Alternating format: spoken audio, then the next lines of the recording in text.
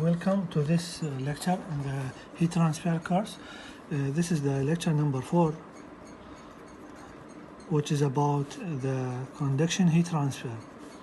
In the previous lecture, we start by the general heat conduction equation in the cylindrical coordinate, and we illustrate how can we obtain the temperature distribution for the case of a steady state without heat generation. After that, we solve some example that cover this idea. Now we will complete the similar procedure, but for the case of the heat conduction equation in a cylindrical system. Now, as you know, this is for the Cartesian coordinate. In this lecture, we will focus about the cylindrical system. Let us first write the general heat conduction equation for cylindrical system, which is shall square T shall R square plus 1 by R shall T shall R plus 1 over R square shall square T shall phi square plus shall square T shall Z square plus the heat generation term divided by thermal conductivity equal to 1 by alpha shall T shall tau. For this level, we make some assumption. For example, we assume that there is no heat generation. Okay, there is no heat generation. In this way, this term will be equal to 0. Okay, and beside that, we will assume that the heat transfer is under steady state. Okay, so that the transient term of temperature variation with the time will be equal to 0. After that, we will consider one-dimensional heat flow. For this reason, the temperature in the Z and phi direction will be equal to 0, and we have only the temperature with respect to R. Okay, so that in this way, the heat conduction equation in cylindrical coordinate will reduce to this equation, which is, of course, this is partial sign, but this is partial because the temperature depends not only on R, but depends also on phi, Z, and time. After this assumption, the temperature will be depend only on one variable, and this way I can write it in this formula, in the exact. I change it from the partial to tau, because here the temperature depends on X, R, Z, and tau, and phi. But here, the temperature depends only on one dimension, so that I will write the exact sign of the derivative, which is d squared T d R squared plus 1 over R del T del R, sorry, this is d R, equal to 0. Now I will make some mathematical manipulation. For example, this is 1 d squared T dr squared plus 1 over R dt dr can be written like this: 1 over R d by dr for R dt by dr equal to 0. Okay, because this term is the same of this term, so that let me explain it here. Let me derive this. Okay, this is 1 over R. This is the derivative of product of two functions. This is the first function and this is the second function, so that the derivative will be the first function multiplied by the derivative of the second one, d squared T dr squared, plus the second function dt dr multiplied by the derivative of the first function with respect to R, so that it will be 1. After that, I will distribute 1 over R on each term, so that this will cancel with this. I have d squared T dr squared, sorry, okay, plus 1 over R dt dr, so that in this way we prove that this term is the same of this term, okay, and the same of this term, okay, so that I will write this like this.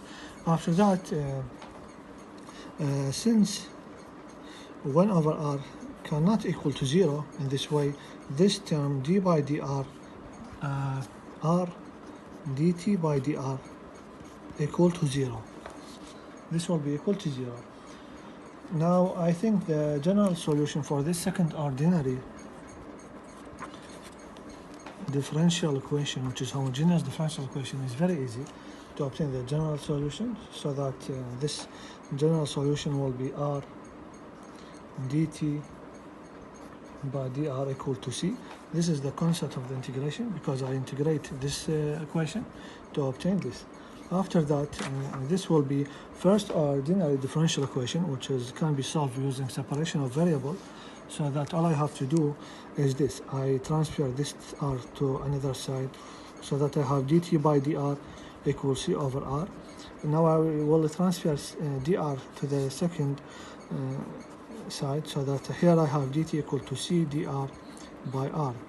And now this can be integrated easily till I get that t as a function of r equal to c. The integration of this is ln r plus c. The constant of integration, let us consider it as c1, for example, okay, to be c1, and this is c, okay. So that now, in order to find the temperature distribution, it is important that we should have the value of this coefficient, which is c and c1, so that you can see that this procedure actually is the same procedure that had been used in the previous lecture, in lecture number 2, as I remember, to obtain the temperature distribution in the Cartesian coordinate. Okay, we made also simplification and solve it for dt square dx square equal to 0 to obtain the temperature distribution for the temperature profile in the Cartesian coordinate. Now we will use the similar technique to obtain the temperature distribution in the cylindrical coordinate for one-dimensional heat flow under a steady state without internal heat generation. So that in order to obtain the temperature distribution, it is necessary to obtain C and C1. So that let me find C and C1. T as a function of r equal to c ln r plus c2. And now we have actually a boundary condition, but first actually I forget to draw for you the schematic diagram of the problem. Okay, let me show you a hollow pipe. Okay, this is a hollow pipe. Okay, let me draw the center line of this cylinder. This is a hollow pipe. Okay, it is something like this. The isometric view is like this, so that this actually made of some material, of course, and by this we have here K, which is the thermal conductivity. Now we will consider that this the radius from the center to this inner circle is r1, and from the origin point to the second circle will be r2. Now I will take the following. I will take a small strip, which is this. Okay. After that, I will, this is element, okay. Now, the distance from this point to the element will be r, okay. And after that, of course, it has some thickness, which is dr. The inner circle here is kept at T1, and the outer circle is kept at T2. Okay, so that I have here a boundary condition, which is they are very important for me to obtain the temperature distribution. Okay, to find C and C1. The boundary condition is that at R equal to R1, then T will be T1, and at R equal to R2, which is this, then T will be T2. Okay, so that after this, I will apply this boundary condition to the general solution, which is this. Now, we will do the following. Okay, I will sub T at R equal to R1, which is T1, okay, equal to C ln R1 plus C1. This is C1. and T2 equal to C ln R2 plus C1. Now I think it is very easy to solve these two simple algebraic equation. All I have to do is to convert this sign so that I can write it. This is plus minus, plus minus, plus minus. And this C1 would be cancelled with this, and this will be T1 minus T2 equal to C ln R1 minus C ln R2. Now I can write according to the natural log C ln R1 by R2, okay? I can write it according to the law of natural logarithm, which is can be written like this, okay? And this will be T1 minus T2. After that, in order to find C1, I will divide it by this value, so that here I have C equal to T1 minus T2 divided by ln R1 by R2.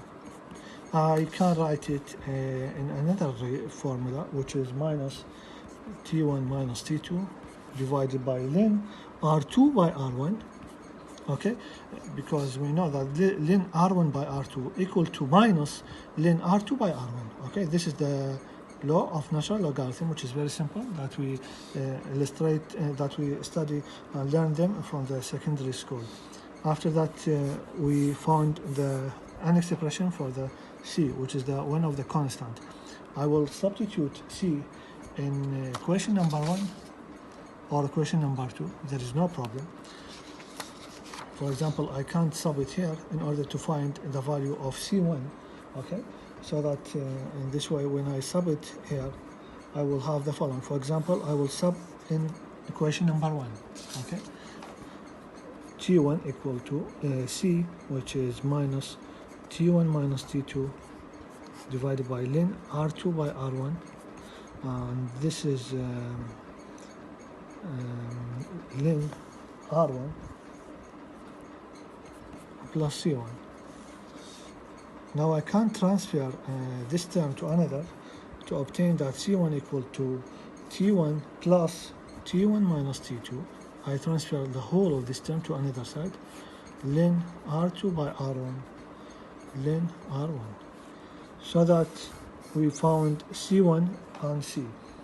By substitute C1 and C2 in the general solution, which is T as a function of R equal to C ln R plus C1, I sub C1 here, and I substitute C also here, so that after substitution these two coefficients, we can write that the general solution will be something like this. After substitute them and do small manipulation, the temperature distribution will be T1 plus T1 minus T2 divided by ln R2 by R1, ln R1, this is multiplied by R1, minus T1 minus T2 divided by ln R2 by R1 multiplied by ln R.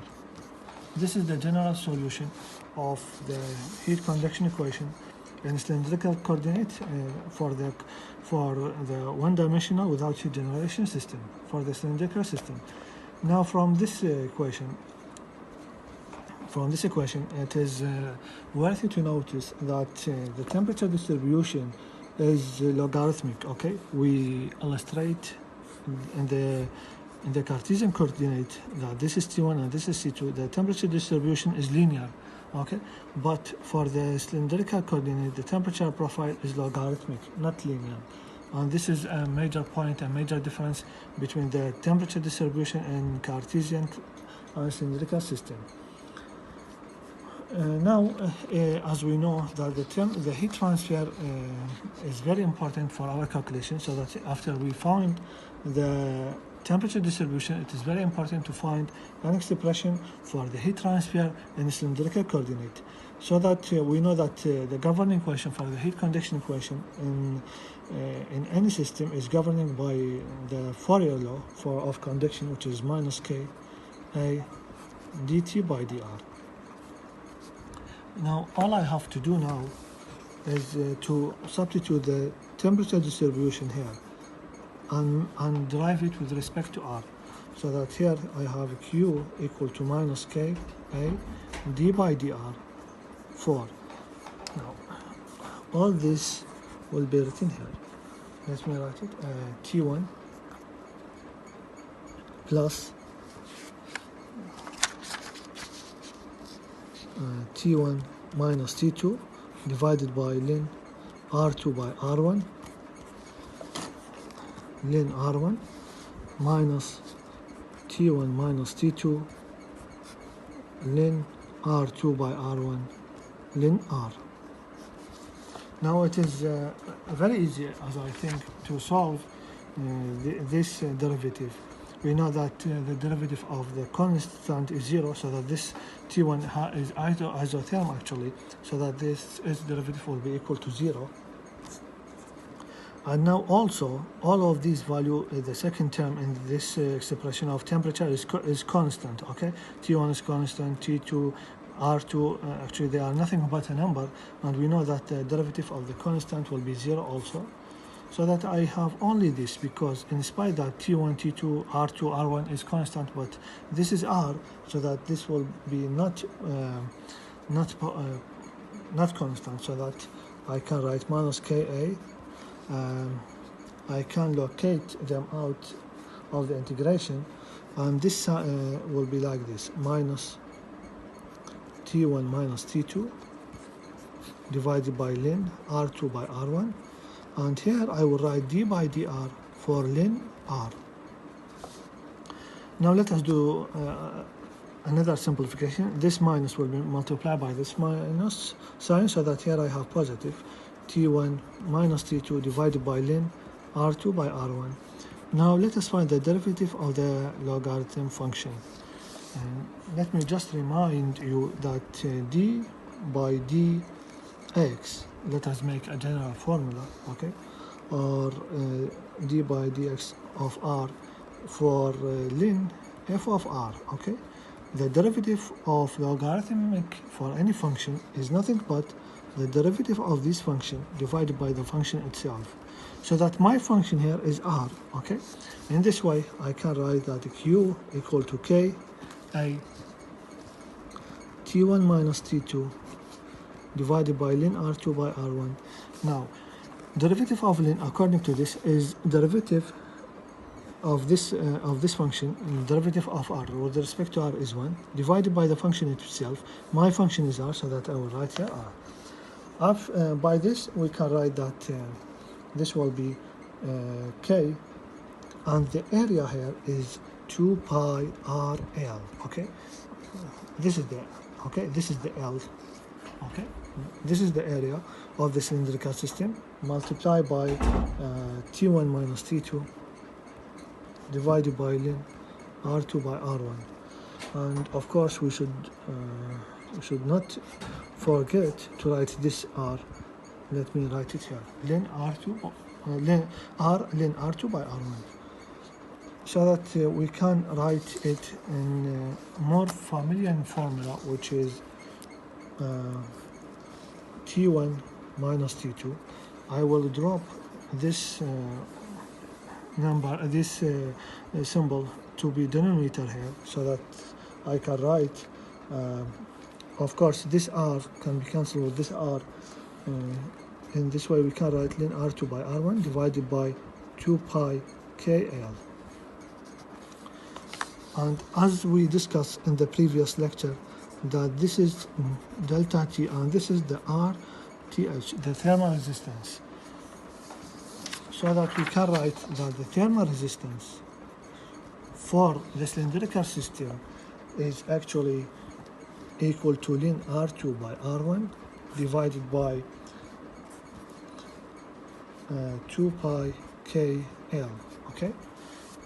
Which is mean this, okay? If we have hollow pipe, okay, and this material of the pipe, of course it have some thermal conductivity, in this way to obtain its thermal resistance, then all I have to do, if this is R1 and this is R2, is in order to find an expression or value of thermal resistance for this material of this cylindrical pipe, is to find ln outer radius divided by the inner radius, ln R2 by R1, divided by the thermal conductivity of this wall, multiplied by 2 pi multiplied by the length of the pipe. Okay, so that this is the expression of the thermal resistance for cylindrical system.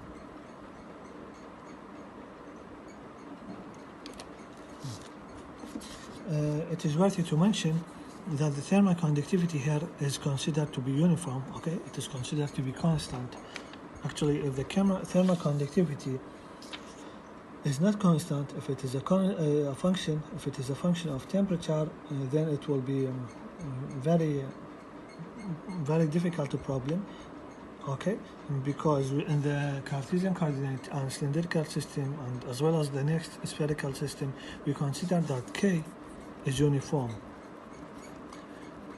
In the next lecture, we will repeat this procedure, but if K is a function of temperature, for example, I can take this. If K is a function of temperature and not uniform, and it is a function like this, then this equation should be included in the Fourier and do separation of variable and some integration techniques to obtain the temperature profile and the heat transfer, which is more difficult. So that till this way we can summarize the following. Okay, we take the heat transfer in cylindrical system as well as for the Cartesian system. So that if I have this wall, okay, this wall of course have some thickness,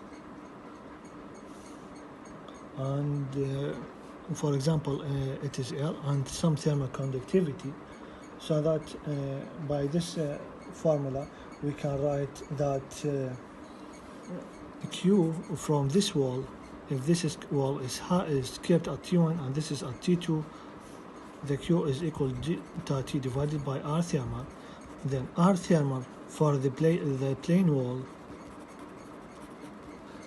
is actually nothing but L divided by Ka, which is the length of the plane wall of this wall divided by its thermal conductivity and its cross-sectional area. Okay, and the heat transfer will be like this: L divided by Ka. But for this system, for a cylindrical system, the Q will be the same load, delta T divided by R thermal, but R thermal here will be ln R2 divided by R1 divided by 2 pi Kl. Okay, so that it is very necessary to distinguish between the thermal resistance of cylindrical pipe, if there is heat conduction in cylindrical system or a Cartesian system, because the thermal resistance will be different in these two cases. Okay, and when we discuss the spherical system, of course, we have also temperature distribution difference from these, and thermal resistance will be also different. So that it is very important when we have we need to solve some examples in the conduction heat transfer, is to keep in our mind that if this is a spherical system, cylindrical system, or Cartesian system, okay, which is a plane wall. Now, in the similar manner, as we take the composite, the heat transfer through composite wall, we discuss the heat transfer by conduction. Okay, conduction, heat transfer through a composite cylinder. Actually, the similar procedure that we used to find the temperature distribution, to find the heat transfer to composite wall will be used here. So that let us just draw the schematic diagram of this problem, which is this. Okay, we'll consider the following. All I have to do is to draw since our work it is multi-cylinder system, then I will draw more than one cylinder. Okay, this is the one cylinder, and this is the second cylinder. This is the first cylinder, and this is the second cylinder. Now we will consider also that there is some convection heat transfer. Okay, some fluid layer inside the pipe.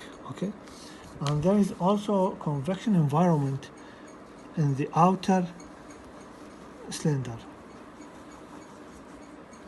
Okay, now we will consider that the distance from the inner circle till this center line is denoted as R1, and the second will be R2. Finally, the third will be R3. Beside that, here this is this is a material and the fluid flow inside, and this is also another material, so that it is very important to distinguish between them. I will give them a symbol. This is the cylinder number A, and this is cylinder number B, and of course each cylinder have its own thermal conductivity.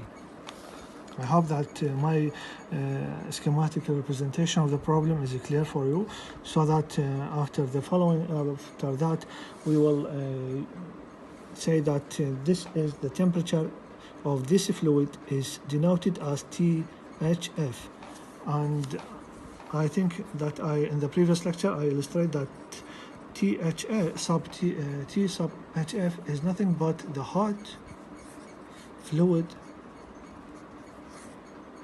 This is hot fluid temperature. Okay, this is means hot fluid temperature. Okay, T temperature, H hot, F fluid. This is hot fluid temperature, and of course for the liquid, as we have K for the solid, for this solid, then we have H of sub hot fluid. And of course in the outer, if this is hot, then this will be cold, so that here I have T sub CF, which is the temperature of the cold fluid, and this is this will be H of the cold fluid. Now this will be T1, and this is T2, and this is T3. We will make the following assumption. There is no temperature gradient in the interface. Okay, there is no temperature gradient in the interface. Okay, so that we will neglect this problem, and we have the following: the heat transfer through the whole of this system will be constant. Okay, which means that the Q from the convection is the same value of through this conduction of this layer and this layer and this convection layer. By this, we can write the rate of heat transfer and everything like this.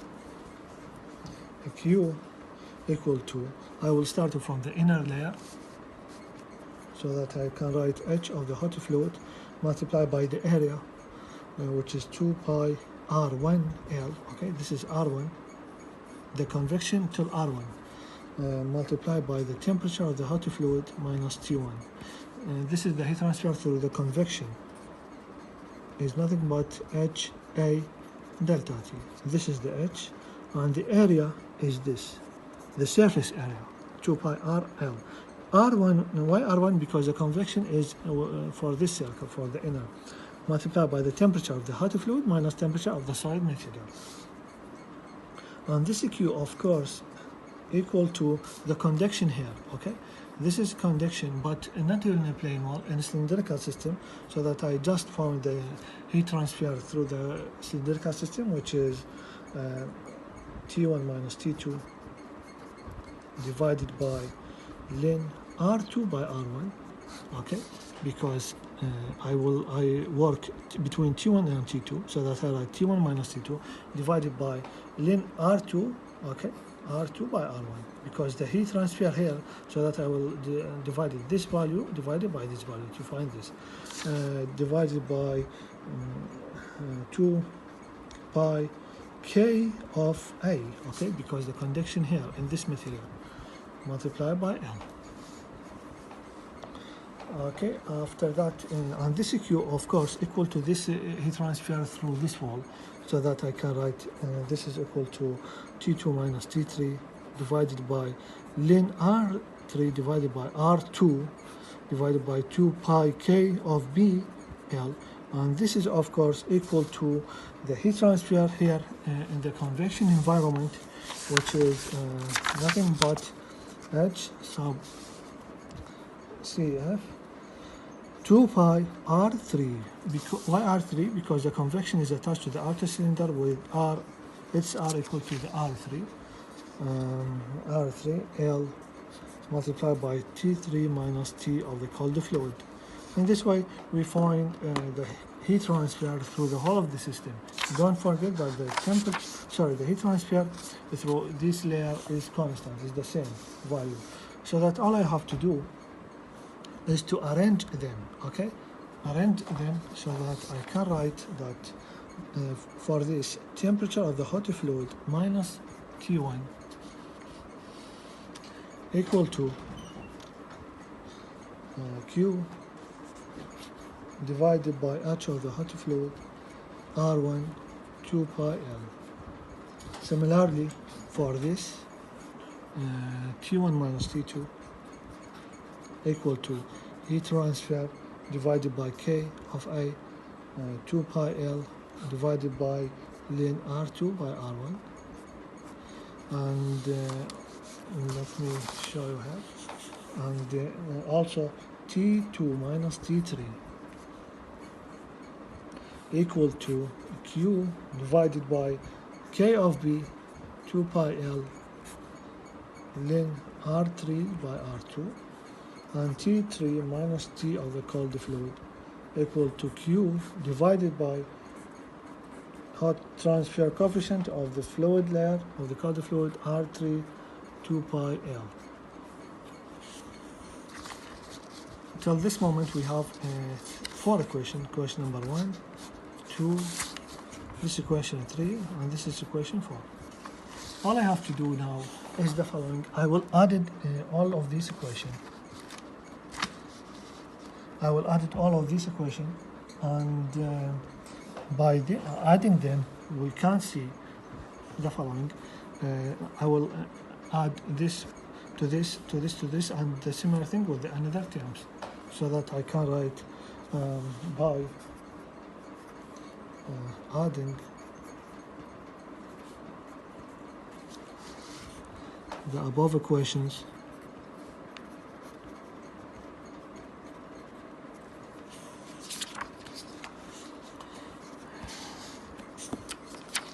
here I have T hot fluid minus T1 plus T1 minus T2 plus T2 minus T3 plus T3 minus T cold fluid equal to Q. You can see that the Q in the numerator is a common parameter between these equations, so that I will take it as a common parameter. Divided by, we have another common parameter, which is 2 pi L. Okay, you can see it is common, 2 pi L, 2 pi L, 2 pi L here, and 2 pi L here. It's equal to, after that, this will be 1 divided by, sorry, I hope it is less, okay. 1 divided by heat transfer coefficient of the hot fluid multiplied by R1 plus 1 divided by Ka divided by ln R2 by R1 plus 1 over Kb divided by ln R3 by R2 plus 1 divided by the heat transfer coefficient of the cold fluid R3. Now we can actually subtract, for example, this is minus T1 plus T1 can be cancelled, and T2, T3, until we get that temperature of the hot fluid minus temperature of the cold fluid equal to Q multiplied by this parameter. I want to find Q, okay, so that I can write Q equal to, I will put all this as a denominator for the Q, which is 1 divided by the heat transfer coefficient R1 plus 1 divided by K of A divided by ln R2 by R1 plus 1 K of B ln R3 by R2 plus 1 over the heat transfer coefficient of the cold fluid R2, and here I have temperature of the hot fluid minus the temperature of the cold once multiplied by 2 pi L.